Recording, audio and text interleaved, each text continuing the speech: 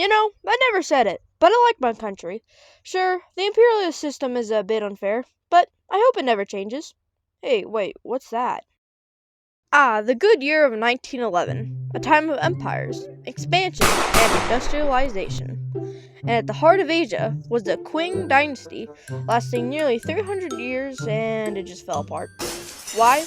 Well, the Qing had been on shaky ground for decades. Corruption, weak leadership, and foreign powers taking big bites out of China didn't exactly help. And add in economic hardships and growing resentment against the monarchy, and yet a powder keg waiting to explode.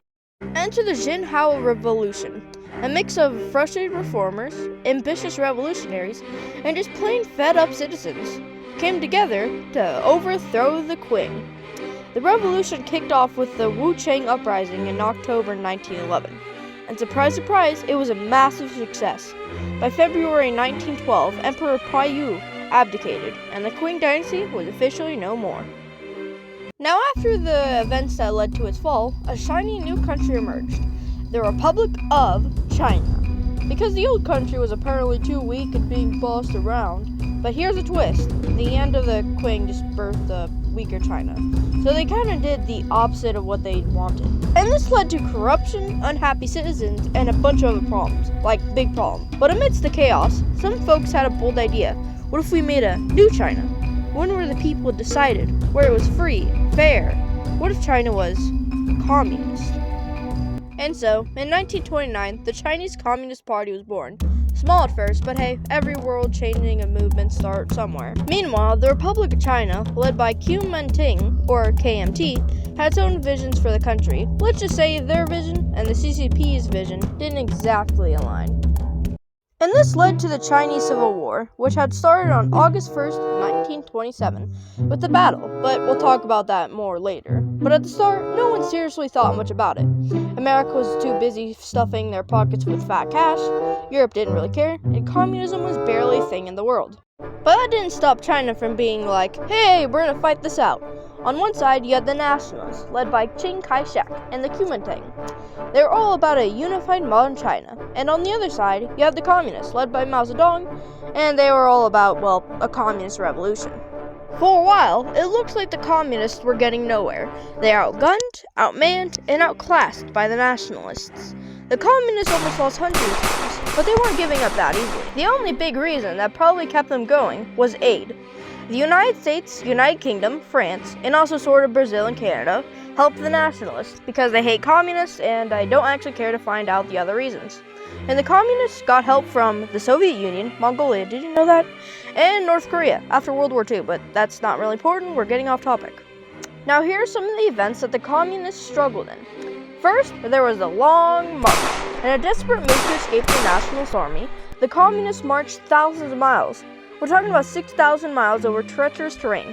Half of them died, it was not great, but Mao and the others survived and managed to set up a new base in the north, which would prove crucial later. But enough of this pointless talking, let's finally delve into the battles. The Chinese Civil War officially began on August 1st, 1927 with the Nanjing Uprising. This was an early attempt by the communist forces to seize control, led by Zhao Enlai. This also started their attempts to convert the peasants into communism. Although the rebellion was ultimately crushed by the nationalist forces, it marked the first armed conflict of the war and laid the foundation for the ongoing struggle between nationalists and communists. Later, in 1927, the Shanghai campaign started. It was a significant battle because Shanghai was an important economic and industrial city.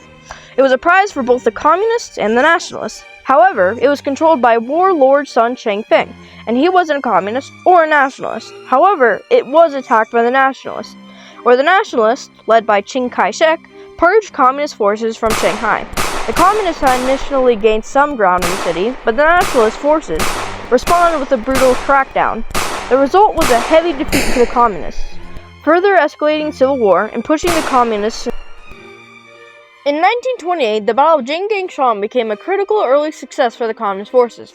Led by Mao Zedong, the communists were faced with overwhelming odds, but they held the mountainous region of Jinggangshan against the nationalist forces. Located in the southern hills of China, the terrain played a crucial role providing the communists with a strategic advantage, allowing them to outmaneuver the nationalist forces. Mao's leadership during this battle solidified his standing within the Communist Party and helped solidify the foundation for the growing communist movement. After this success, the Jingkangshong became a key base of operations for the communists. Serving as a stronghold for the growing revolution, the victory also helped inspire further uprisings and guerrilla campaigns across China. It marked a turning point, showing that the communist forces were capable of holding ground and resisting the nationalist army. This battle played a significant role in reshaping the future course of the Chinese Civil War, setting the stage for the eventual victory of the communist forces. The Battle of the Zhang River, fought in 1930, was one of the most intense clashes. During the early years of the Civil War, nationalist forces in a large-scale operation sought to crush the growing communist presence in the region. Despite a fierce defense by the communists, they were ultimately forced to retreat, but the battle left the nationalists overstretched and weakened over their rural areas. But wait, while the communists were dealing with their internal squabble, there was a little thing called Japan, and they were ready to remind China of their existence. Enter 1937, and Japan invades China. The nationalists and communists said, wait, we're supposed to be fighting each other, but maybe we should team up to kick out the Japanese? So when the Chinese teamed up, they started trying to kick the Japanese out. But here's the thing, the Chinese forces really only managed to restrain the Japanese from going further into China. So while their efforts weren't exactly pointless, they didn't have the full impact they were hoping for. It was more like holding back the tide with a broom. Still, it wasn't a total failure. The Japanese got stuck in a brutal war they weren't prepared for, and it drained their resources.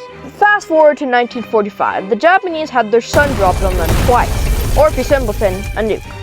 But Japan said, yeah, this is not worth it anymore. So they decided to pack it up and head home, leaving China to deal with their mess again. And here we are in 1945. The nationalists said, okay, Japan's gone, let's get back to fighting them. By 1948, the tide had turned in favor of the communists. The Battle of Huai, fought over several months, was one of the most decisive battles of the war. With over 2 million soldiers involved, the communists delivered a crushing blow to the nationalist forces, killing or capturing hundreds of thousands of soldiers, and gaining key territory. This battle significantly weakened the nationalists, leading to their eventual downfall. The Battle of Qingquang in 1949 marked the final chapter of the Chinese Civil War. Nationalist forces led by Chiang Kai-shek were pushed to the city of Chongqing, but they were surrounded and outnumbered. Unable to hold out against the communist forces, the nationalists were forced to retreat to Taiwan, marking the end of the Chinese Civil War and the establishment of the People's Republic of China under Mao Zedong.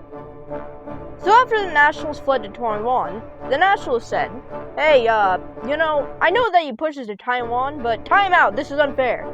And the communists said, well, okay, we're just going to take over this mainland if you don't mind. That, my friends, is how the Chinese Civil War officially ended. Or did it?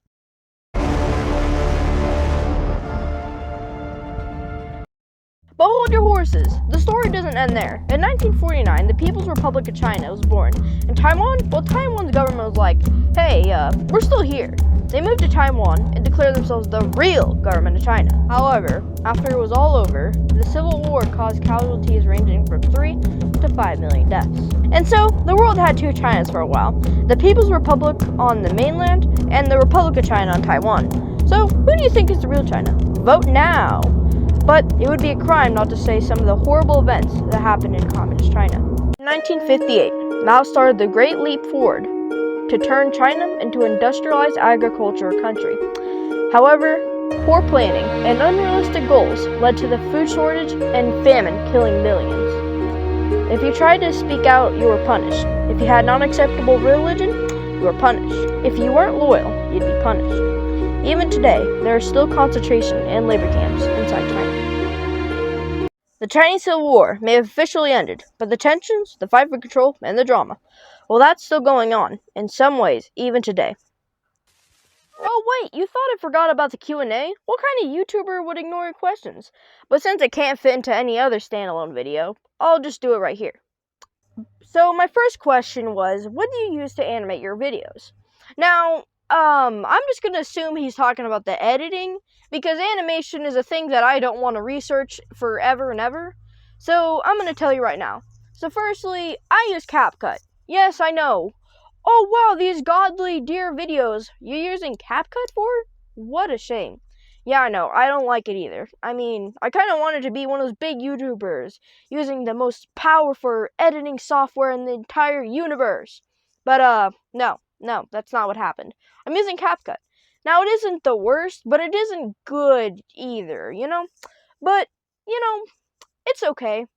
I like using CapCut, and I'm editing this video on CapCut right now. So, let's cut to the other question now. So the last question we got is, here's a question. What equipment do you use? Well, I'm going to say it right now, and I'm going to say everything I use to record my videos and make them, and So the first thing I use to record my music and my lines is AZ Screen Recorder, since, I don't know what else to use. And the thing I use to draw is Flip-A-Clip. Heard of it? Probably, but, I use Flip-A-Clip. And whenever I make a character in there, I screenshot it, I go over to CapCut, I take out whatever I need that I don't want showing, and then I make that character. But, then after that, I use CapCut to edit everything together, to do my animation, basically everything. Then I upload it, and sometimes I use YouTube Studio whenever I can't get the thumbnail to work. But, yeah, it's about how I make my videos. Oh yeah, by the way, maybe tell me what other videos you guys want me to make. I was planning on making a Chinese bird war video or a 9/11 video. No, I'm not joking, by the way.